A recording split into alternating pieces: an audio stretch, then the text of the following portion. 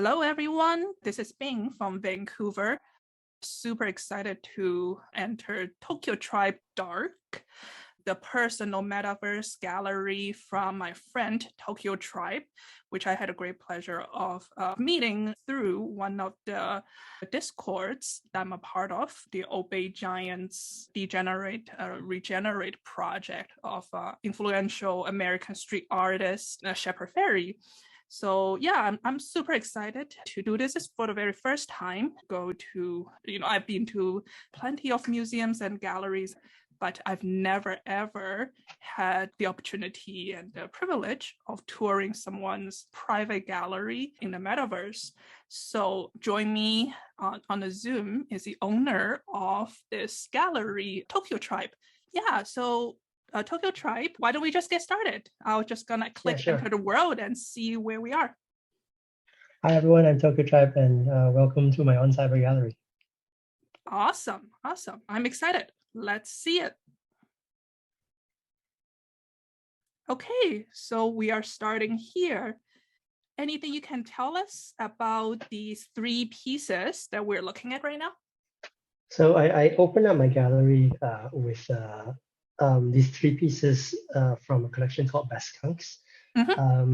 It's actually a take on CryptoPunks, but influenced by Jean-Michel Basquiat. So Basquiat was a fine artist early on, I think in the 70s and 80s, who created some really interesting seminal works in that time, around the same time as Andy Warhol. And this artist that I had come across, his name is Todd McCullough, started to create these versions of CryptoPunks, but influenced by Basquiat. So these are the ones that I collected from him, which I found really interesting because the combination of Jean-Michel Basquiat's art style on top of these punk forms is I felt really spot on. So I thought that was really interesting. And interestingly, I just came across this artist completely at random because I was just exploring. These are on Tezos, by the way, not Ethereum. So I just came across this when I was randomly surfing on object.com, which is like you can see for Tezos, and just saw like a piece, like one of the pieces from this collection. I thought, hey, this is really interesting, and I went into it and saw, oh, this is a Basquiat influenced piece, and went to find out who the artist was. Reached out to the artist on Twitter. And said, is this you? Did you make this? He said, amazing. He said, yeah. So made friends with him, and then got involved in their Discord, and then started collecting from there. So this was an interesting, like one of my early introductions into getting to know the artist, getting to know the artworks, and then starting collecting from that collection. Yeah, so that's very interesting. So around what time, I assume last year, did you get to know this project? This was about I think it was November-ish last year. Yeah. November 2021, that's 3 months ago, which is in NFT land is like 20 years ago. It was still early then. I know we still are. Yeah, so that sounds very interesting. But I can see the influence of the punks, but I have to say, out of all the projects inspired by the punks, this project is actually the least obvious.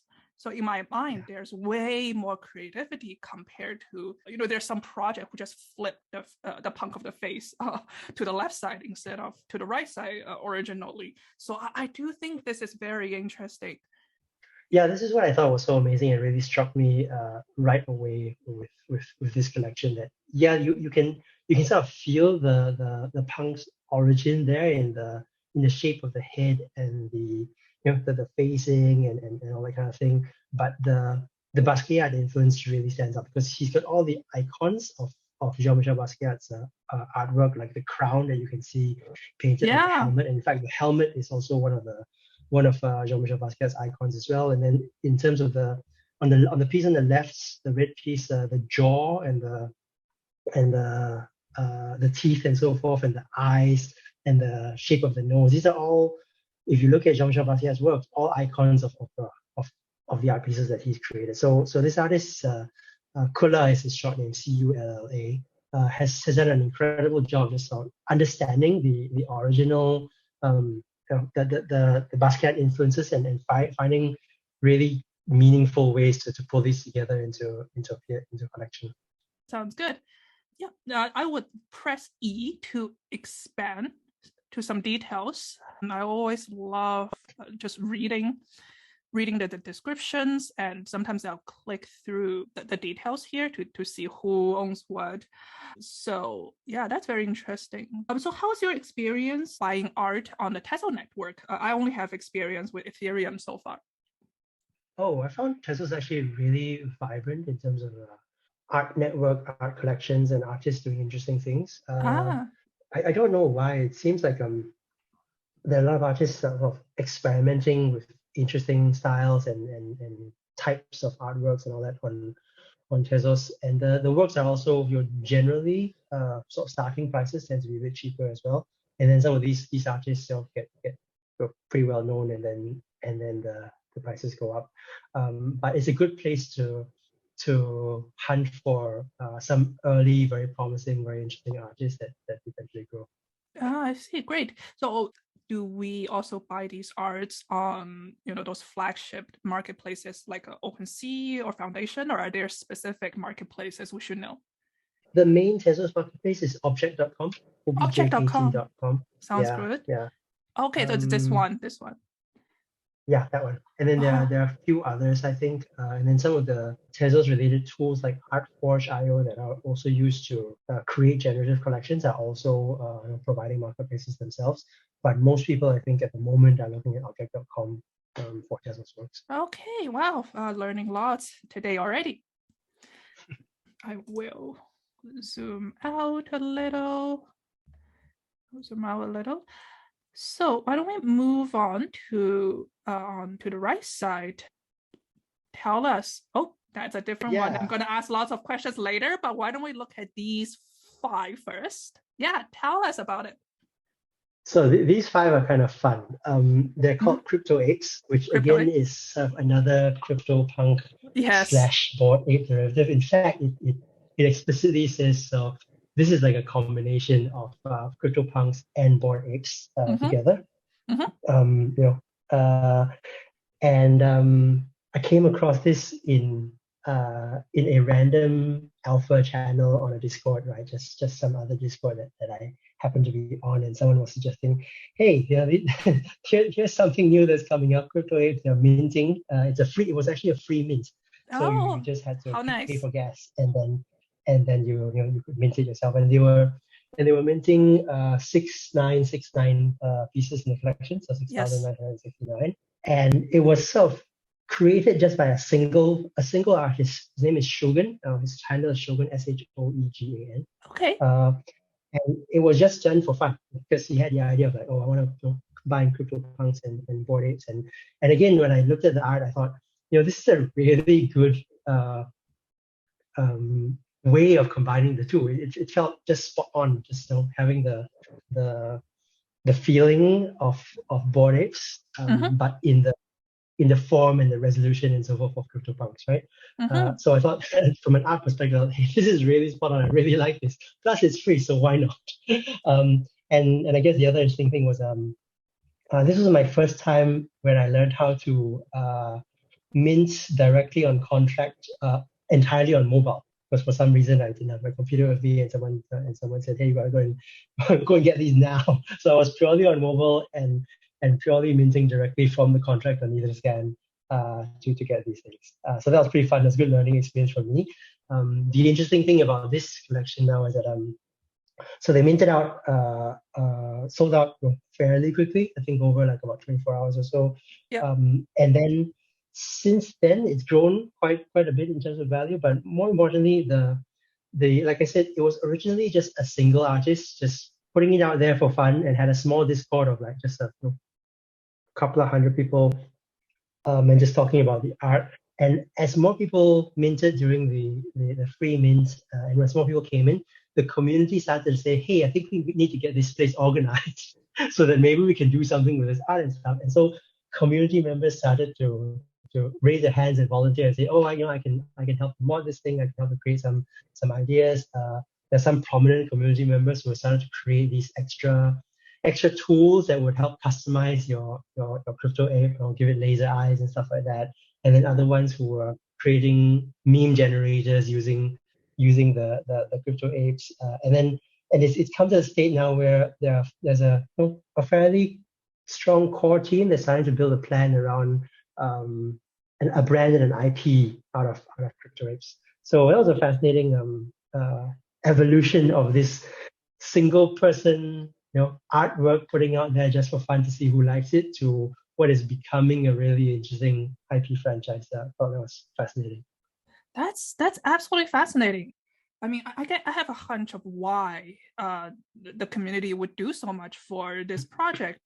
It makes sense because they are part owners. Even just by owning these artworks, they are owners. They're the fame and value of these artworks are directly related to how awesome this project is. So I can totally imagine that owners of these artworks are incentivized, or they're motivated to help this project grow by contributing their wisdom and their thoughts about how to make this project better. Yeah, I mean that's definitely one of the things about NFTs, NFT communities, because if you put aside, obviously speculation happens. It's part of this world. It's part of the physical art world as well. But there is a different dynamic in NFT communities where if you sort of get it right and get the right community together, because they are vested in the artwork, they're financially incentivized to help contribute to the success of the artwork. There you find many people who are willing to volunteer and help to make the collection more successful, and help to expand the possibilities of the collection into many business areas. And of course, you see this with the Bored Apes as well, when individual owners are creating businesses and merchandise and stuff out of their own artworks, which ultimately adds to the value of the whole collection. So this was like an interesting CryptoApes was an interesting early example for me in terms of learning how that happens and seeing that journey. Yes, absolutely. Yeah, it makes sense. Okay. Now, and the next collection I'm absolutely fascinated about is the series of amazing photographies. And what's even more interesting is you are the photographer and you're the artist. I mean, I can tell from your name that Tokyo is a city that's very important to you. So please tell us about this series. Yeah, so this is a collection that I made. It's actually it's a series of 10 photos with texts along the side of it, so running down the right side. And the subject are these cosplay kids in Tokyo, in Harajuku, which are a really big thing about 15, 20 years ago. And I think continue to be. It's a thing that continues for a long time. But basically, these are photos that I took about, I think it was about 15 years ago, something like 2006. Oh, 15 years ago, yes. Obviously, pre-blockchain, pre-NFT, but they were just photos that I'd taken of these kids who were preparing to dress up or dressing up and posing at Harajuku as part of their sort of cosplay weekend activity. Normally, if you go to Harajuku in the weekend on Saturday or Sunday, you'll have a lot of these kids along a bridge that sort of leads towards the Meiji Jingu Shrine that will be doing this for fun. And the incredible costumes, all sorts of different styles. Some of it punk, some of it anime, some of it goth. And the amount of care and detail that they put into their costumes is really incredible. So I took this series of photos, and at the time as well, I sort of did some additional things like so I used to do writing as well, so prose writing, and so with this collection of photos, I would sort of like create a mini story for each photo. Okay. So my own imagination of what that person or that kid was sort of thinking about, or what their character was about. So I just sort of made it up along the way. So each of these photos has like a mini story that I created in a line of text around what that photo is about, and then the whole series itself sort of like builds into a kind of a story as well. So if you read from left to right, number 1 to number 10, you get a sense of like what this whole this whole the narrative of this whole series is about. Wow, interesting. I mean, now that you mention it, it's probably totally wrong, but my imagination is there's this hero with beautiful red head and trying to escape from these two guys. And she got depressed along the way. That's just my my observer's interpretation. But I would love to know. Let's see. Should we? Do you want to share with us the whole story, or would you rather leave this to an observer's own? I think it's better to leave it to leave it to observers to read and such, because in the end these are all like one-line stories for each photo. So that one line sort of is meant to sort of capture what I kind of imagined of that character. Oh, this is so right? beautiful. And as you read, some of them are really incredible. Beautiful. The costume that they put together. So I can't claim any credit for like the beauty of the picture. I just was lucky enough to be there to take the photo, and then I just sort of came up with what I thought, one line that I thought captured the character that they had put together there. And interestingly, you sort of spotlighted number 7. Number 7 and number 8, I think, are like my what I feel are kind of most interesting, because if you look at number 7 and the text for number 7 and number 8 and the text for number 8, they kind of mirror in a way, but you can take a look at it yourself. Yeah.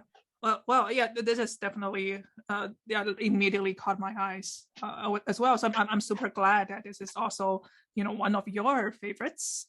So the text on the side of the photo is, all that Miyake could feel was a pain of emptiness and a pleasure of transience. Wow, that's a kind of thing that I will need. I can look at it for an hour and thinking about what the artist is trying to say. Yeah, that's kind of the point of these one line stories of the character, because they open up like what the character could be about, and then it's up to the interpretation of the observer or the reader to decide to make the story of the character in their head. And then so if you move on to the next photo, number 8, you kind of also see what the flip side of that is. Oh wow, okay, I will read it. Okay, let me look at the photo first. Wow, this character definitely seemed like a queen or an empress or a royal princess. Interesting. Yeah, okay, let's take a look at the text. It is, all that Misato could feel was a pain of transience and the pleasure of emptiness. Oh, beautiful. Yes. Wow. Interesting. Now I'm just picturing what kind of relationship exactly. the two people in these two photos may have. Have they met? What's their story?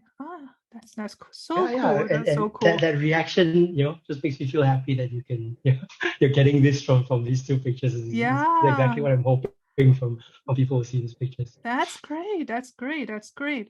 And you know what? So actually, these photos and texts were actually created 15 years ago, right? And I had put it up on a webpage long ago, and then a few months ago, because I got into NFTs, I thought I wanted to learn how to mint NFTs. I wanted to learn how to create them. So I was thinking about like what artworks that I had done in the past, and this series came to mind, and so basically I use these to learn how to create NFTs, how to mint NFTs. So I minted them into a series of 10 NFTs. I think I made three editions each. So I got them listed on object.com as well. And these are again on Tezos. Tezos, okay.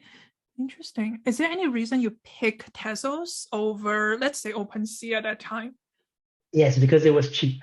I was learning how to mint NFTs, and gas on Tezos is incredibly cheap, and also it's much cheaper than Ethereum, and also because there are a lot of new up and coming artists on Tezos. There are a lot of people who are just there looking at stuff, happy to experiment with things, pick things up, and all that. So it almost feels like a a very artist welcoming kind of space. Right. That definitely reminds me of something I feel pretty strongly about lately is the gas fee and the ETH price is definitely prohibiting a lot of artists to enter to become NFT artists because they're just, per artwork is in the at least, let's say $100. Yeah. And that's just that's just too much. Yeah, when you're lucky, gas goes down to maybe $40, $50. Okay. Like this weekend is surprisingly cheap. But most times, especially when people are dropping other collections, you get gas up to like $200-$300, which is ridiculous. So Yeah. you're right, on average it's about 100, which if you're buying an artwork of say somewhere around $500 to $1,000, collectors of those things, those pieces will say, okay, $100 gas, I can do that, right? But you're right, it's prohibitive for a lot of people who are just sort of getting into art collection via NFTs. So that's really tricky. If you look at object.com and Tezos, you have ranges of works that go from I guess $10-$20 to $100 or so, and then the more expensive ones are maybe $1,000. So you have a range as well, but a lot of the entry prices tends to be a lot lower, and then the gas prices in Tezos are like a few cents. This is really fractions. That's great. That's great. So definitely best of luck to Tezos. I do think the Ethereum ecosystem, the OpenSea, they do need healthy competition from other chains to, for them to have the motivation to keep everything more affordable for everyone. So it's great to learn more about Tezos from you today. Okay, let's take a look at this beautiful lady that attracted my eyes just now. Can you tell us about it?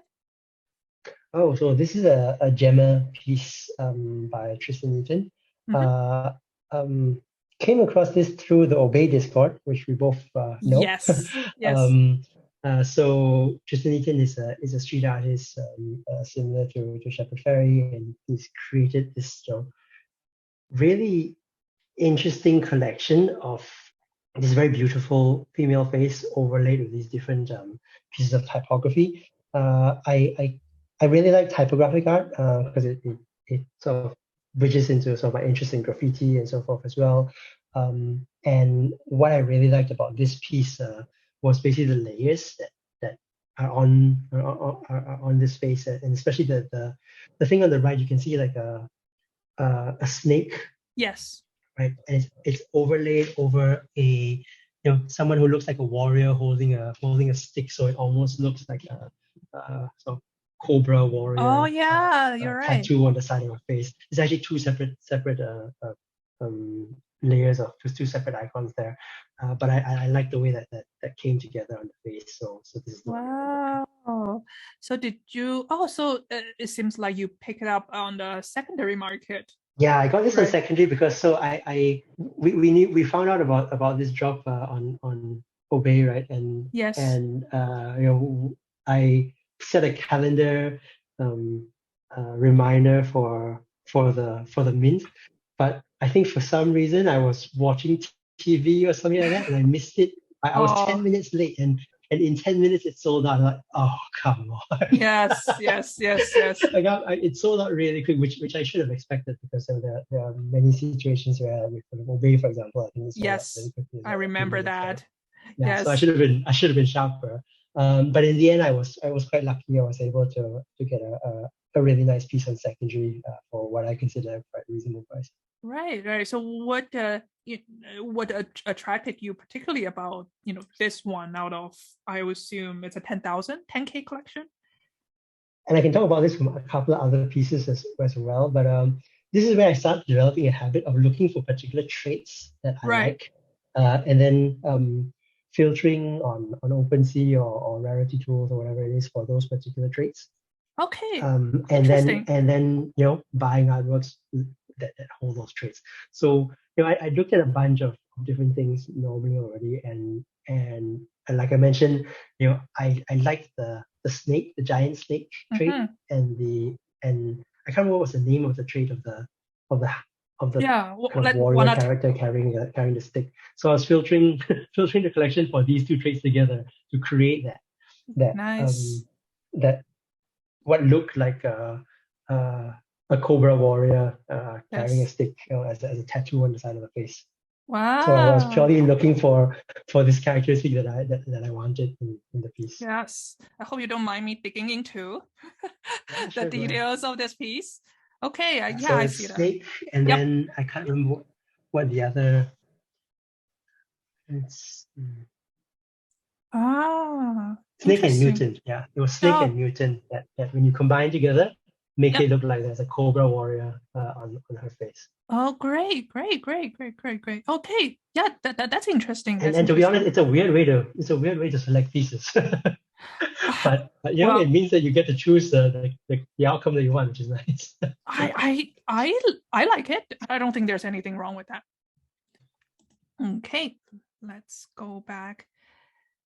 All right. Is it okay if we move on to there's Sure. another these two that I definitely do not want to miss. Are they from is this alien head and Yes, they're actually the same artist. They're Mike yes. Shinoda. Okay. So this piece is called Precipice. It's an artwork by Mike Shinoda. Mike Shinoda, as you might know, is a musician from Linkin Park, and also does a lot of his own rap work, Fort Minor and so forth. So this was an artwork that Mike Shinoda created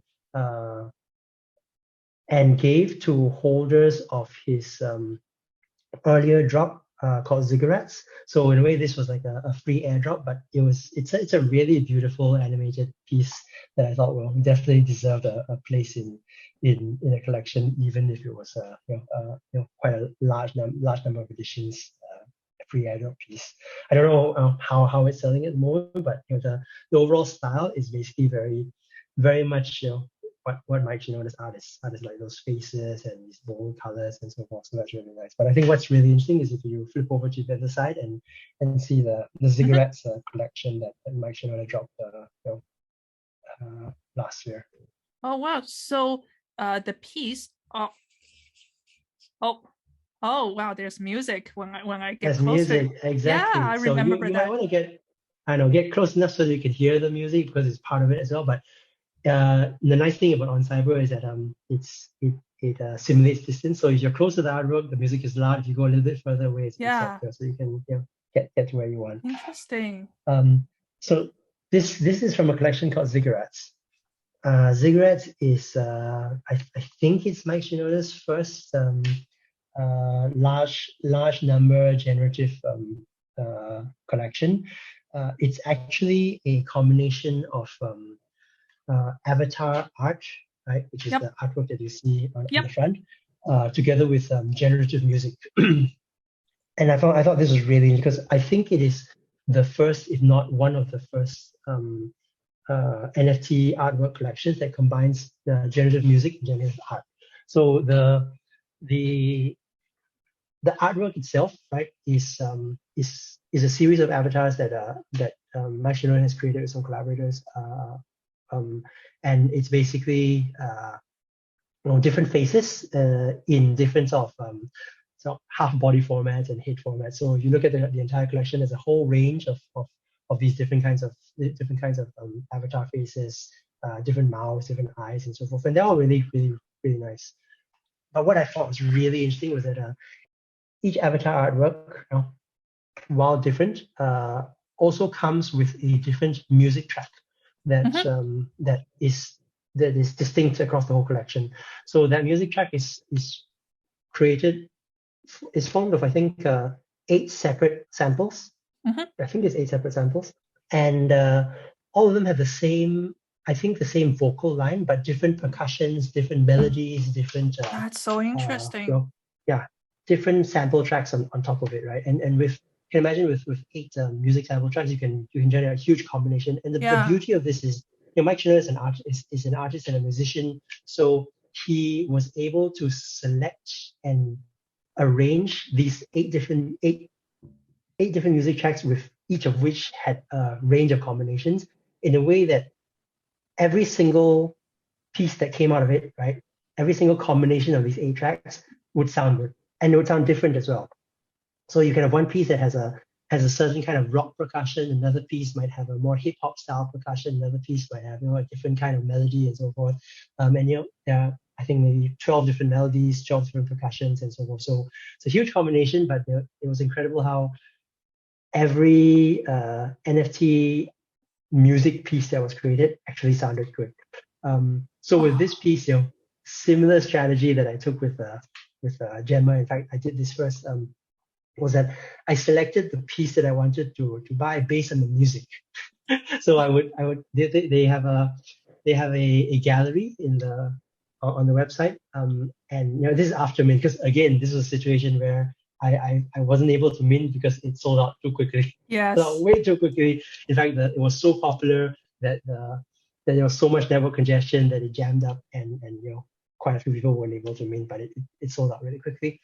So I had to go on secondary, and they have a collection, right? They have a gallery, and in the gallery you could select different combinations of the music samples, and you could listen to it, right? So you could test it out first to see which sound combinations you liked, and which ones you preferred, which ones you didn't prefer. And so I played around different things, and I found that there was a certain melody and a certain percussion, I think, or drum combination that I really liked. And so that's how I selected this piece. So this artwork was actually selected for the music, which again is like a really interesting, different way of approaching art collection and NFT art. That's absolutely fascinating. That's absolutely fascinating. I mean, I come more from a classical music background. I'm just imagining if Mozart or Beethoven had access to these type of technology, what kind of things they will do. Because my understanding is all these great artists throughout history, one thing they truly do is push the boundary of not just art but also technology. When the piano technology was evolving in the last 200-300 years, all the artists at that time suddenly can make much more complex pieces or things that couldn't be written maybe just 20 years ago when the piano wasn't as powerful. But it's the same thing today. All the artists, they don't just push the the boundary of artistic expression, but they are trying all these interesting things that new technology afford them to do. That's truly exciting. Yeah, there's technology, right? And then there's also just artistic talent, because in the end, classical music, electronic music, hip hop, a lot of it is about layering, right? And layering of these different sounds, and just having the ability to know what to layer when and how in order to make it sound good is an incredible talent, right? But what really struck me was like being able to do this with a generative collection of the size that this one was 5,000 pieces. And for all of them to sound good was like, wow, this is a really gifted artist. Yes, because it's not and that's what also made, I think, this collection really seminal for me. Is I think this is the first of its kind. Wow. Yeah, I completely agree. And I think that these days seem, more visual based generative art is making more headlines because of the profile picture, trend that everyone is buying into. But I'll be curious how the application in music would be, in 2022 for sure. Yeah, I think we're going to start seeing some of that. I think the Warp Sound drop a few weeks ago, I think was another example of that. And that had really nice samples as well. But that was like, I think like a 20-30 second sample. The music track that comes with ZIGGURATS is a full, I think it's 6 minutes. So really? That's some incredible music. Okay, I definitely need to check it out. Track. Yeah. Wow, that's incredible. I'm just picturing even more potential. For example, maybe one day, they always say that one of the beauty of NFT is everything is like a Lego block that can be added onto each other. Because maybe in the future, I buy another piece from the same collection, and we can make a gem out of the the pieces we own together and create new possibilities. Yeah. All sorts of things you could be doing. Yep. Sounds good. Let's take a look at this part of your collection. I know this space very, very well. How did you hear about this regen collection? I'm trying to remember. Yeah. Feels like ages ago now, right? I've always been a fan of Shepard Fairey, I think, for the last 2 decades. Yes. The first time I came across Shepard Fairey's work was on a Andre the Giant sticker in Tokyo, in Shibuya, somewhere, many years ago. Oh, that makes sense. Probably 20 years ago or more, right? And that really struck me, like, wow. And then obviously, learning more about the wheat pasting and all that kind of thing, all stuff. And I've been a huge fan of what he's been doing for many years. And then I think I came across sometime before the launch that the DEGENERATE collection was about to launch. And so that got me really interested. So reached out to Sean and the organizers and the team and said, hey, is there a way I can help out? So I was really fortunate to have managed to get involved and help out the community and then sort of help mod and organize the community and stuff. So that's how I got involved with the Obey Discord, and then obviously at launch and all that, a lot of us were big fans, so we also bought the works as well. So these are the 4 that I had acquired. I think my favorite is the one on the left, with the woman's face and the eye just let's take a look. above the eye. That's like such a strong image. Wow. Let's take a look. And I cannot stop thinking, because I have a piece which is a chin of the giant. So maybe that's another collaborative project we can do together. We can try to complete a face. Yeah, the way that these different pieces with the different parts of the face can be joined up together, and obviously the pieces of 8 puzzles as well. It's like it speaks to the big giant wheat paste posters that Shepard Fairey does as well in real life. So that's a really beautiful translation of how that kind of graffiti artwork also sits well in the NFT space. And if I had 4 different fragments of the face, I'd love to be able to put them together into one large piece in a gallery as well. Yeah. Speak of in real life, what I found super interesting about this collection is the background image of these pieces are actually digital scans of fairies in real life prints, which I find absolutely beautiful, because now we're blurring the line between digital art and what we call, let's say physical art, because I think this is both. Yeah, I think that adds a layer of authenticity to the origins of this series, which are sort of physical artworks, large wheat paste posters that go up onto walls, and then also obviously large format prints that Shepard Fairey has done. So it's a really nice combination of his in real life work and this NFT space.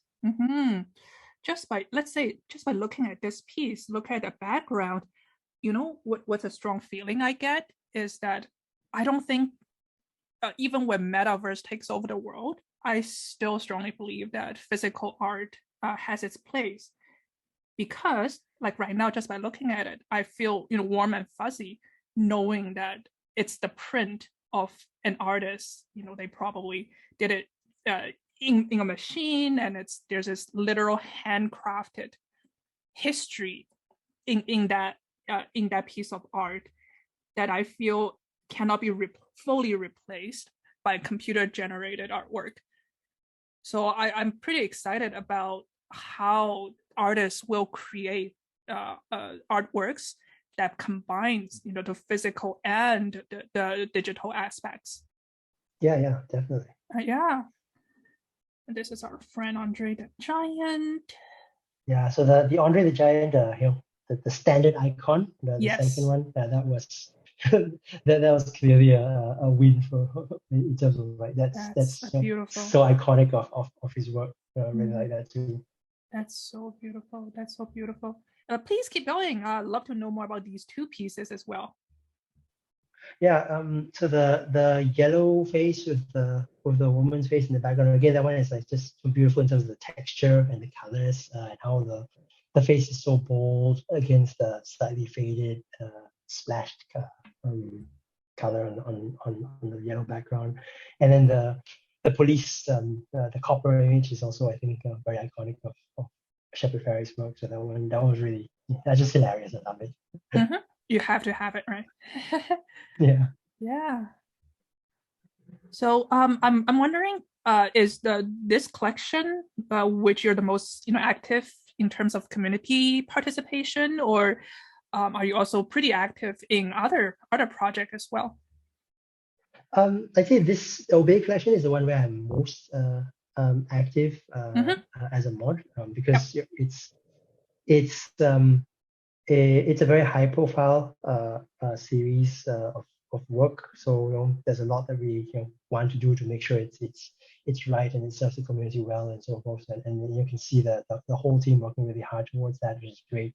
Um, but that said, I am also active in in a bunch of these other in the communities of these other artworks that I've collected. Just because one of the things that gets thrown around quite a bit in the NFT world is that you buy the art, you come for the art, but you stay for the community, right? Mm-hmm. And I think that resonates a lot with me with the artworks that I've collected.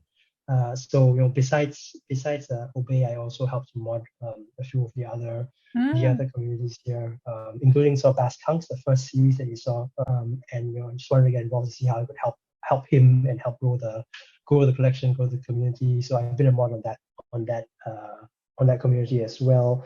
And just recently, we released a second collection of derivative or based on the Basqunks works, called Ink Skunks. So the whole journey of working with these artists, working with these communities has been really sort of exciting and rewarding and fun for me. I learned a lot in the meantime, both from the artists, from the incredibly dedicated teams, like especially at Obey, for example, for in terms of how they've been managing and growing the communities, and it's a great experience for me. Okay, that's super interesting. In fact, the NFT community is that's something I'm super curious about, even if I am, like you, a part of the Obey community. But I'm still curious from your perspective, what is this community bringing to you? Are there any specific highlights? Well, first and foremost, you get to meet all kinds of interesting people who have some, initially some common interests, which is that piece of art that you both own or have some interest in, and you get to meet great interesting people like yourself. Bing, thanks so much for for organizing Oh, this and that's being able to do this together. So you get these collaborations and stuff with the people in the community that you meet. Yeah, and you also, because these are folks from all kinds of different backgrounds, different things that they do in real life, but are also doing all kinds of interesting side hustles, side projects and stuff. And as we know, there's some folks on in our community in Obey who are also sort of making stickers and things like that. You find ways to help them out and things. So it's just fun and exciting to be part of that organic evolution of things that this community does that are around this set of work. that makes sense. Partly because during this time of pandemic, everyone uh, either by choice or by circumstance we're stuck at home, and also it's impossible to meet someone let's say across the Pacific, someone like you based in another part of the world, but because of our shared love of the same project we get to meet. Yeah, exactly. Meet Yeah. and do cool stuff together. Okay, that's great. That's great. That's great. Yeah, like I mean, from my personal experience, I'm based in a city that's sometimes people say it's a very boring one. Even if we have quite a bit of people, it's very boring. And I without this project, I wouldn't have known where to meet, a street artist community. However, yeah, the power of NFT is that by joining this Obey Discord, suddenly I meet hundreds, if not thousands, of people who love the same thing as me. So I can definitely see that this is actually a way for us to feel, find out where we belong and to feel less lonely, which I think is one of the most valuable things about art, is to just find your tribe. Yeah, definitely. I think the other thing that resonates with me is just learning, and when you're part of this community, you learn a lot about the art that you've invested in, got involved in. You also learn a lot about other NFT collections, other kinds of art, and then you learn from each other. Even outside of NFT topics and things like that. So that's just great. Great. Last but not least, how could I have missed this part? This one, yes, please tell us about your OG Obey V3. Yeah, this is incredible. So before Shepherd Ferry did the Regen collection, he also did a small series of OG Obey NFTs, which are basically these so low-res, low-fi pixelated versions of the original Andre the Giant stickers, which again, like I mentioned, first came across Shepherd Ferry on an Andre the Giant sticker in Tokyo, which is amazing. And so yes, he's got this collection of his OG Obeys. And so version 1 is like in the white one, version 2 is like a gold color one. And so this version 3, which as you can see is of red and green, was a special series that he had made for friends and family. And this was kind of around the festive season, end of year, Christmas time as well. So it was kind of like a gift that he gave to friends and family and some supporters and stuff during that time. And again, very, very fortunate because I was helping out I'd been helping out as a mod in the community. I was very lucky enough to get one of these. So I'm incredibly grateful for this really beautiful gift, and it's one of the things that sits in a centerpiece in this collection. Oh wow, that's beautiful, and it totally makes sense that it was dropped during the Christmas season because there's green, there's that makes total sense. That makes total sense. There's a subtle timestamp of when it was. Well, that's how I interpreted it. I don't know if that was the ultimate intention, but it's good. Yeah. Well, it's all if that's how we feel. I mean, I hope the artist doesn't mind that we think that way, and I don't think the artist would mind. Yeah. Okay. So there's one more piece on the right of the yes. There are two more pieces there. Yes. Completely different style. So I want to know the stories behind them. So these are pieces by Dalek. Dalek is a street artist as well, street artist and graffiti artist. Also of a similar era to Shepherd Ferry, maybe just slightly later, but I again, similar to Obey and Shepherd Ferry, this was an artist that I came across about 20 years ago. I think this one, possibly in Hong Kong or something, I can't remember. Oh, but interesting. He's an American artist. He's actually an American artist, but his works have been all over the place. And the iconic part of his work is this funny, crazy character called the Space Monkey, which is that Space Monkey, weird monkey slash mouse-looking creature that you're seeing here. Yeah, I've been a fan of Dalek's work also for about 20 years, and just very recently found out that he had been involved in NFT art for some time now. He'd been creating collections in both Tezos as well as Ethereum, and this series, which is called NeoGen SpaceMonkeys, was created on Ethereum. It's a series of 5,000 pieces. And it launched fairly recently, actually. So I just acquired these fairly recently. What I found really interesting with this artwork, besides the fact that I've been a fan of his for a long time, and I always love this mad, wacky space monkey character, and in a way, this character is the epitome of madness and chaos for me. It's this crazy smile and Yeah. weird things happening to the body. But I just love what it represents in terms of, like, just crazy fun chaos, right? Yeah.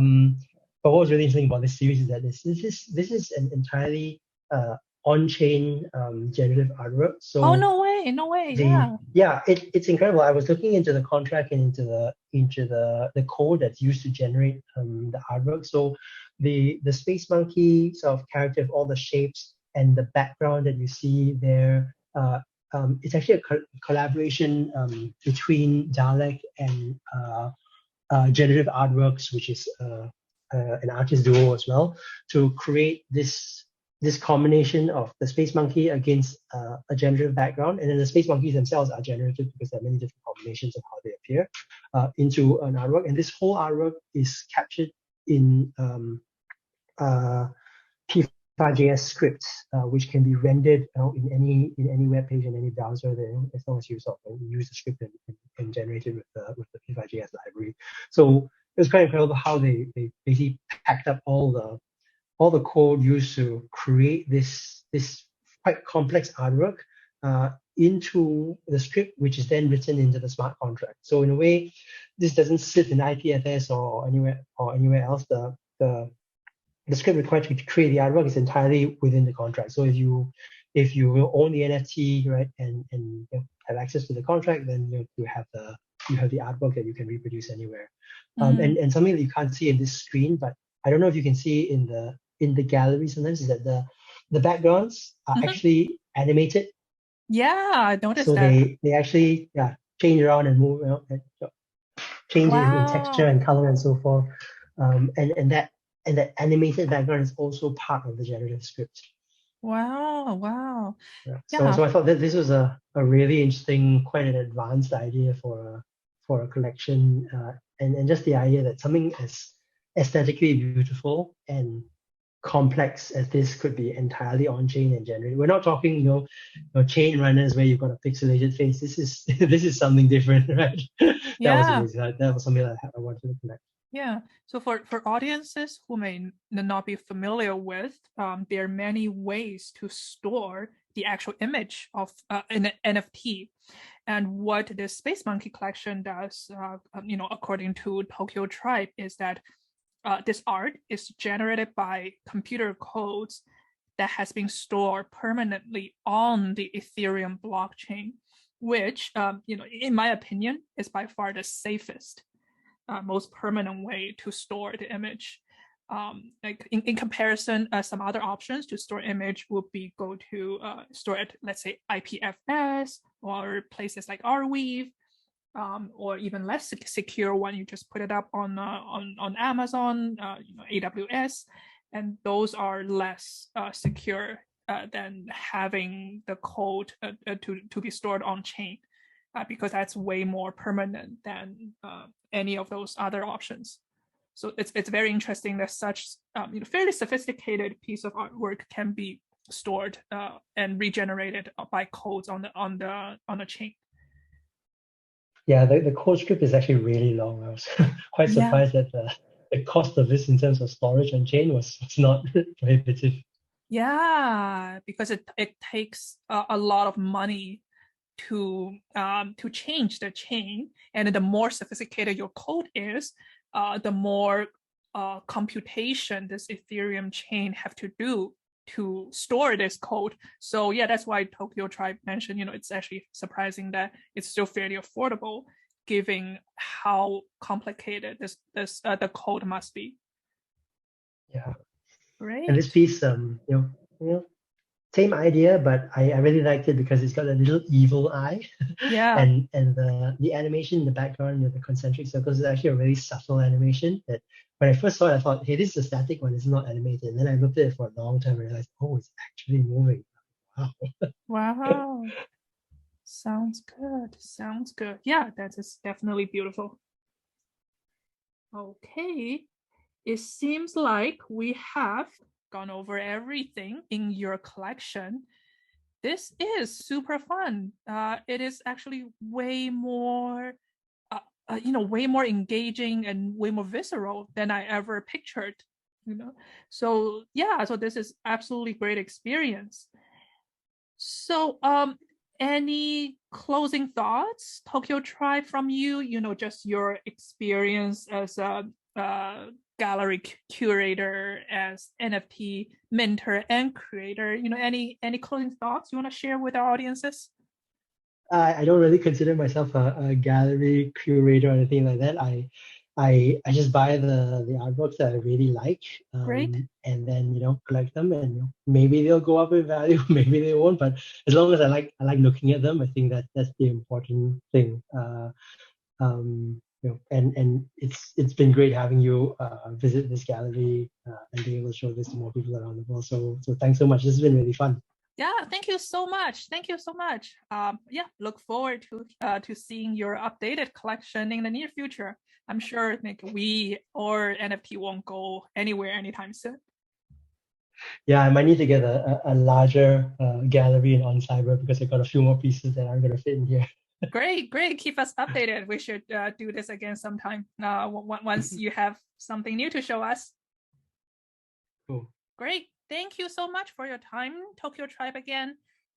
Look forward to chatting with you in Discord and on Zoom sometime again.